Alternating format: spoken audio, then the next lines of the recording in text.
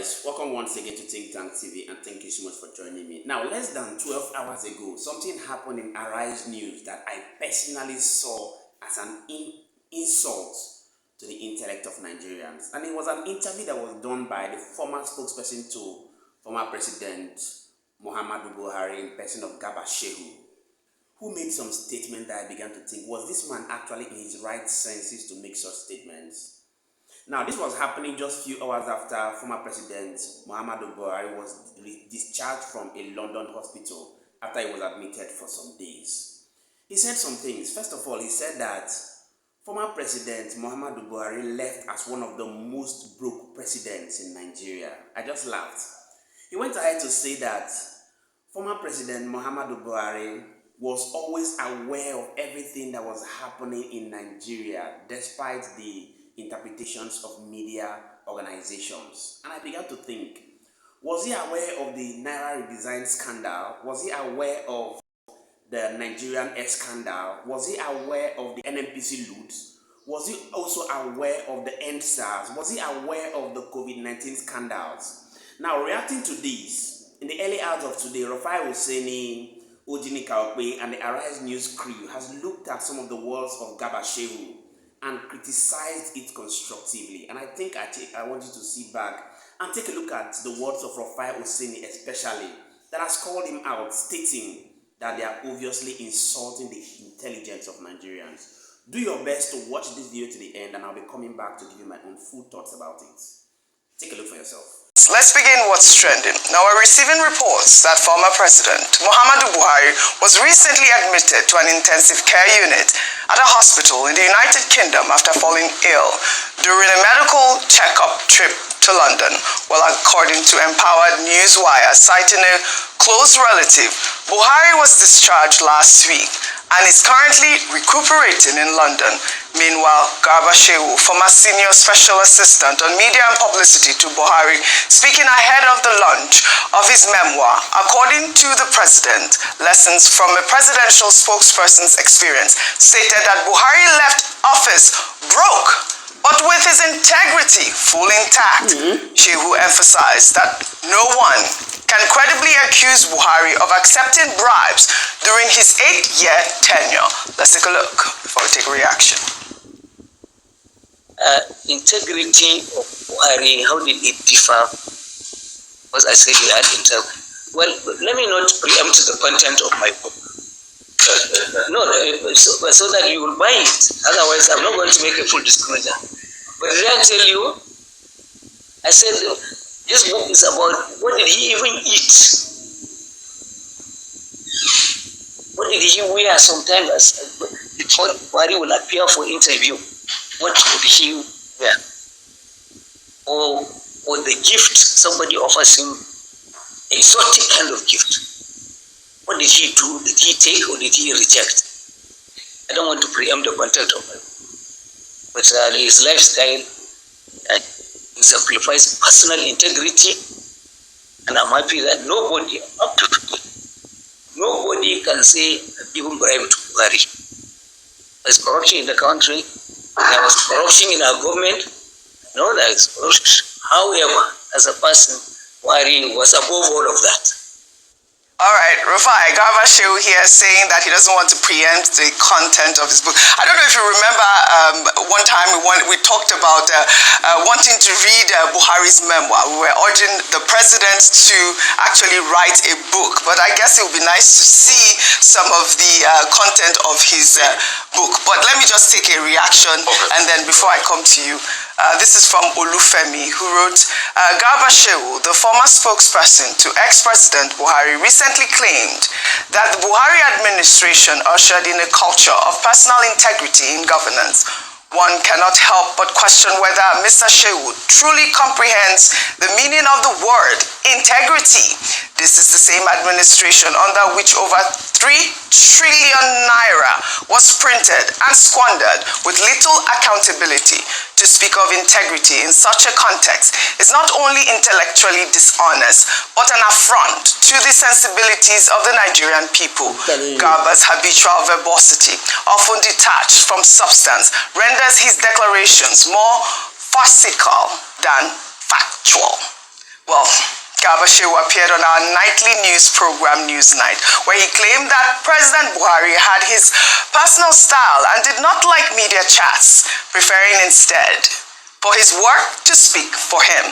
He stated that Buhari admitted to being slow and even joked about it. However, he maintained that Buhari followed due process, noting that Nigerians are impatient.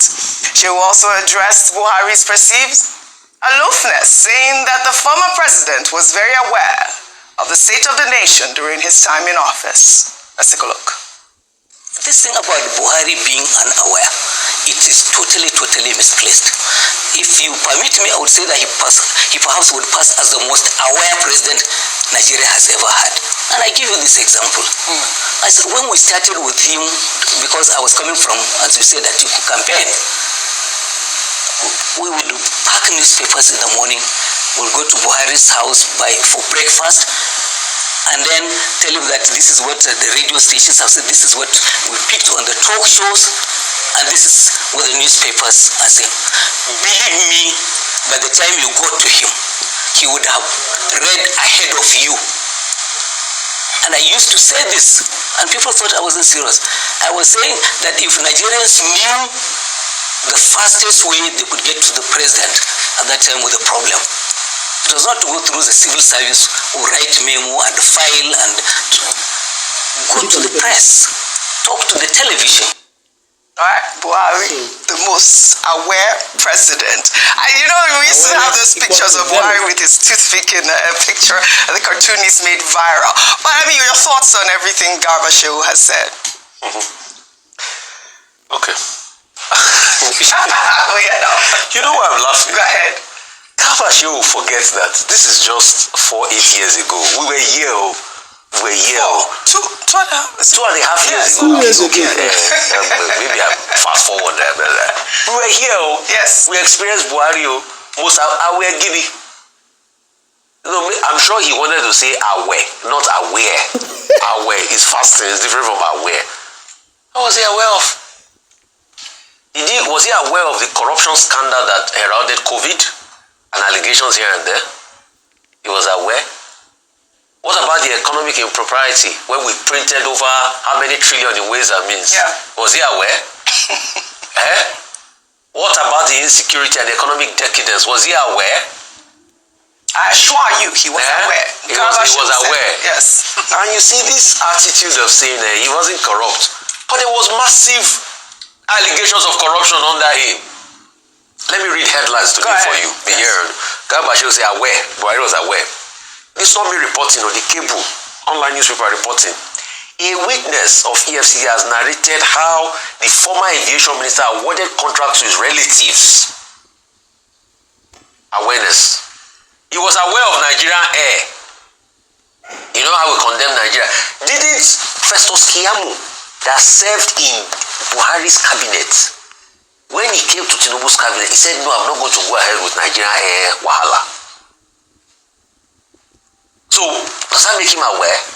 You see, this attempt at revisionism, to be able to gaslight us into telling us that what we know before we don't know. Is this not the same Ghaba Shehu that had to apologize after the killing of farmers in Zabamari for misconstruing numbers? Does he think we've forgotten? So you are telling us he was aware. He was aware, so we were the stupid ones. We don't have sense. I'm not surprised though. They will come. They will push every attempt forward at revisionism. But it no go work. Because we here will be the chroniclers of history. He was aware, he was so much aware and EndSARS happened. Is it because we covered that? We forget in a hurry EndSARS happened under Buhari. And the atrocities and the mayhem that happened there. Oh, that was aware. But you know what hurts me the most about Nigeria? Where we think Nigeria can be going better, it keeps getting bad. Worse. President Tinubu has come in now, and when you compare economic parameters, people will even compare that things were even better under the same Buhari that we said he squandered everything than President Tinubu.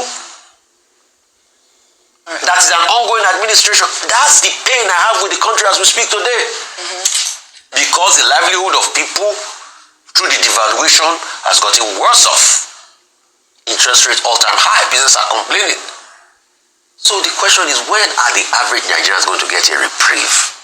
That's just my question. But please, don't gaslight us. You've seen it for yourself. Now, when I watched that video, it actually made me remember a conversation I was having with a young lady just yesterday evening, where we were talking about the outcome of the coalition, where former Senate President David Mark, Atiku Abubakar, El-Rufai, Peter Obi, and most of these political heavyweights have come together to join ADC and adopt ADC as the political party that they're going to be using to smoke President Bola Ahmed Tinubu out of office.